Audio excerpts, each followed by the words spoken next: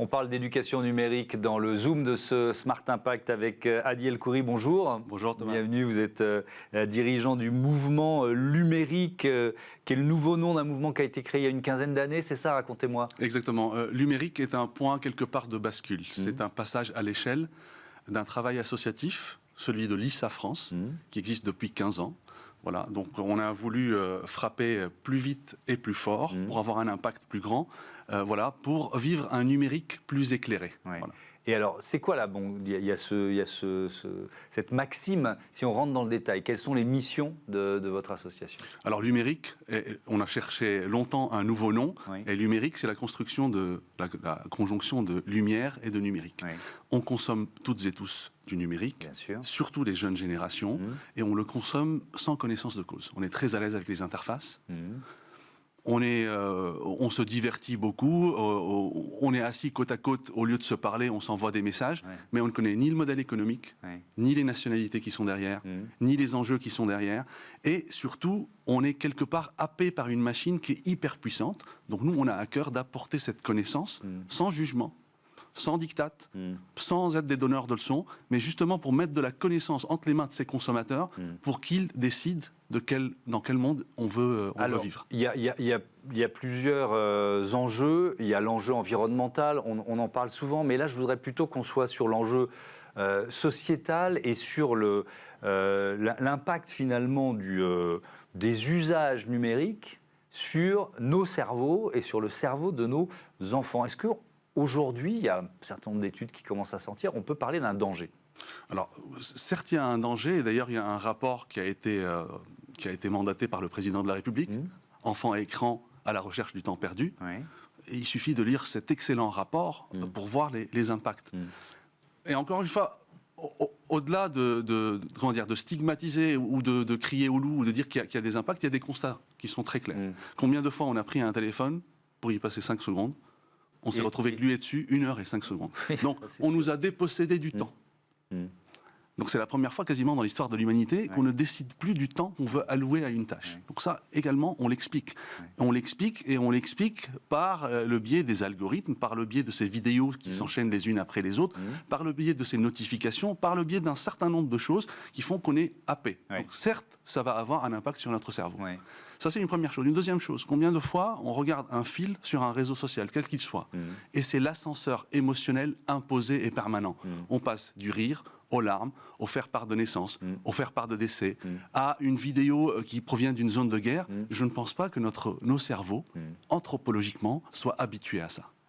Vous parlez de liberté cognitive. Vous dites que notre liberté cognitive est en jeu. Ça veut dire quoi? Alors, c'est un mot qu'on a emprunté à l'excellente Asma Mala, qui a écrit Technopolitique. Et c'est elle qui, justement, introduit ce terme. Et elle appelle, et nous la rejoignons, à instaurer ce nouveau droit. Cette nouvelle liberté. La liberté cognitive, c'est une liberté justement de pouvoir dédier le temps nécessaire à une tâche. Aujourd'hui, avec le numérique, on n'a plus cette maîtrise, on n'a plus cette liberté. C'est la liberté également de se dire, moi je veux regarder un fil d'actu pour me divertir, pour rire, pour sourire, pas pour pleurer, pas pour être choqué. Voilà. Ce chiffre donné par l'OMS, l'Organisation mondiale de la santé, qui date du mois de septembre dernier, septembre 2024, ils nous disent que plus d'un adolescent sur 10, c'est 11%, dans le monde, montre des signes de comportement problématique vis-à-vis des médias sociaux. Qu'est-ce que vous voulez mettre en place ? Parce que finalement, c'est une question d'éducation au numérique, pour nous aider, pas seulement les jeunes, mais nous aider, nous, utilisateurs, nous, parents ou grands-parents d'utilisateurs? Alors, les milliers de jeunes qu'on a rencontrés, on en a rencontré déjà 15 000 à 3 ou 4, c'est pour ça que maintenant on veut rencontrer des centaines de milliers. On a un exercice très simple qu'on fait en classe, on leur remet une règle graduée de 24 cm. On leur dit pourquoi 24 cm, ils disent 24 heures, on est très bien. Prends des crayons de couleur et colorie les temps que tu passes, le temps du dodo, le temps des devoirs, le temps à l'école, le temps que tu passes à faire du récréatif, le temps de l'hygiène corporelle, et en bleu, dessine le temps d'écran récréatif.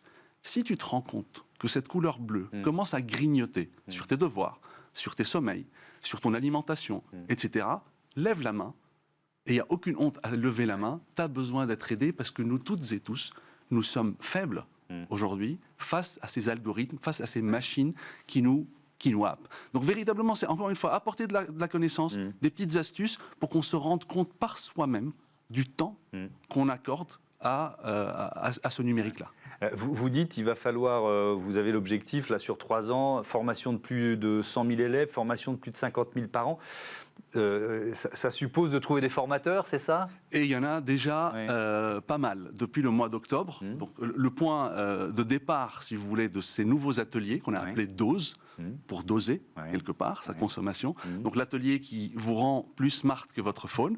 Donc le 18 octobre, on a accueilli une trentaine d'animateurs le matin. On leur a déroulé un atelier comme s'ils étaient des adolescents. D'accord. Suite à cela, on leur a remis une mallette pédagogique pour qu'ils se l'approprient. Et nous, la particularité, c'est que tout ce qu'on fait, c'est hors écran. C'est avec du papier et du dessin. Okay. Et ça, c'est une particularité de notre action. Et donc, on était capable, à 11 heures, de les dépêcher dans 20 classes en parallèle et sensibiliser 500 collégiens. Donc, il y a déjà 35 animateurs qui sont certifiés. Et on va continuer justement cette démultiplication pour atteindre des 300 et voire un peu plus. Donc avec 300 formateurs certifiés, vous pouvez former 100 000 élèves, 50 000 parents assez facilement. C'est l'objectif et c'est la fourchette basse. Oui, c'est ce que j'allais vous dire, c'est sans doute la fourchette basse. Est-ce que vous vous inspirez, en vous écoutant, je me dis, tiens, ça me fait penser d'une certaine façon à la fresque du climat, même si dans la fresque du climat, il y a un côté assez ludique, participatif, mais le fait de finalement arriver à un niveau de connaissance partagé. Vous voyez ce que je veux dire? C'est exactement ça, et on ne va pas réinventer la roue. Et certains de nos animateurs sont également des animateurs de fresques, et on se nourrit également de ça. Et véritablement, l'idée, il y a un atelier adulte qui va bientôt voir le jour, et ça va être un atelier quelque part à la mode Tupperware. C'est-à-dire un adulte, dans son entourage, lors d'un déjeuner de famille le dimanche, avec ses amis, etc., va pouvoir également jouer une partie ludopédagogique pour que justement on diffuse cette connaissance, cette matière à réfléchir. Pour qu'après, collectivement, on décide dans quel monde on veut vivre, dans quelle société on veut vivre. Ces outils pédagogiques, vous en avez cité un qui est super simple, mais en vous écoutant, je me disais, bah oui, c'est très efficace, qui était la règle 24 cm. Il y a d'autres outils pédagogiques? En fait, nous, l'histoire a commencé, si vous voulez, au début, on a créé cette association pour démocratiser la cybersécurité et la rendre audible au sein des entreprises par les non-techniciens. Et puis, très tôt, Diane Rambaldini, qui est la présidente de l'association, s'est souvenue de son tendre âge où elle faisait des cahiers de vacances. Donc, elle s'est dit, pourquoi on ne sortirait pas le premier cahier de vacances sur la cybersécurité? Et on l'a sorti, ce sont les As du Web, en 2018. C'est notre best-seller, traduit aujourd'hui en 10 langues et distribué à 2 millions d'exemplaires papier. Donc, ça a été le premier véhicule. Puis, on a fait des mangas pour les fake news, puis des livres à part entière pour les 15 ans et plus. Donc ça, ce sont nos ressources livresques. Et c'est de cette base-là, de ces échanges-là avec les milliers de jeunes qu'on a construit nos ateliers, l'atelier dose et l'atelier parents. Ça veut dire que vous avez un partenariat avec l'Éducation nationale? Alors, pas pour l'instant. Pas pour l'instant. Pour les As du Web, on a obtenu à l'époque le haut patronage de Mounir Majoubi, secrétaire d'État au numérique. Aujourd'hui, on a la main tendue à toutes les institutions.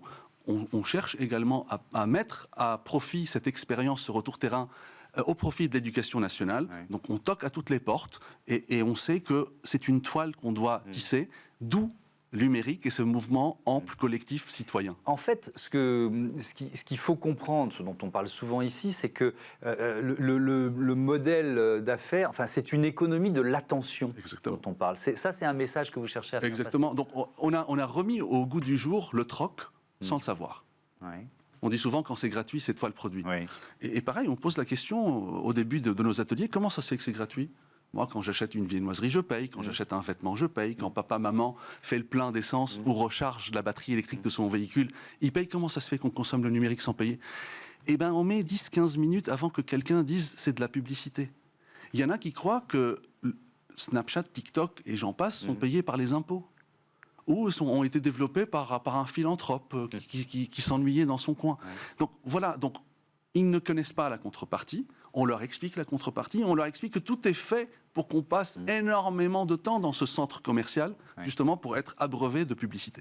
Alors, j'ai bien compris votre démarche, qui est plutôt une démarche participative, d'incitation, etc. Mais est-ce qu'il y a un moment où il ne faut pas aller jusqu'à la coercition ? C'est-à-dire plutôt le bâton que la carotte. Et là, je m'adresse plus au pouvoir public. Vous avez aussi un rôle de conseil ou peut-être de porte-voix auprès des gouvernements. Voilà, est-ce qu'il faut aller jusqu'à une interdiction d'usage en fonction de l'âge, en fonction du nombre d'heures, etc. Alors, aujourd'hui, on n'est pas particulièrement partisan de réintroduire ou d'introduire de nouvelles lois. Des lois existent. Oui. Les lois existent, la loi est très claire en France. Moins de 13 ans, on n'a pas à être sur un réseau social. Entre 13 et 15, c'est possible avec le consentement du parent. Le consentement du parent, c'est pas oui fiston, vas-y. Le consentement du parent, c'est prendre connaissance des conditions générales d'utilisation. C'est uniquement à 15 ans qu'on atteint la majorité numérique. Donc appliquons déjà la loi telle qu'elle. Je ne le savais pas. Ouais. Donc la loi existe. La loi elle n'est pas existe. appliquée de fait. La loi existe et la loi est dure. On leur dit d'ailleurs. Ouais. Qui regarde Fort Boyard? Duralex, Cedlex, la loi est dure, mais c'est la loi. On leur dit quand vous avez 10 ans, 11 ans, 12 ans, vous êtes sur un réseau social, vous êtes hors la loi. Ils nous regardent avec de grands yeux. Oui, mais il n'y a pas de gendarme. Donc voilà. Oui, donc la loi, on ne l'applique pas. La loi, on ne l'applique pas pour l'instant. Et on ne respecte pas le contrat qu'on a signé avec les plateformes. Les plateformes également, dans leurs conditions générales d'utilisation, disent clairement que nos plateformes sont déconseillées, sont interdites aux moins de 13 ans. Appliquons la loi. Appliquons les contrats. Merci beaucoup, Ali El-Khoury. Bon vent à ce mouvement numérique et à bientôt sur Be Smart for Change. On passe tout de suite à notre rubrique consacrée aux startups éco-responsables.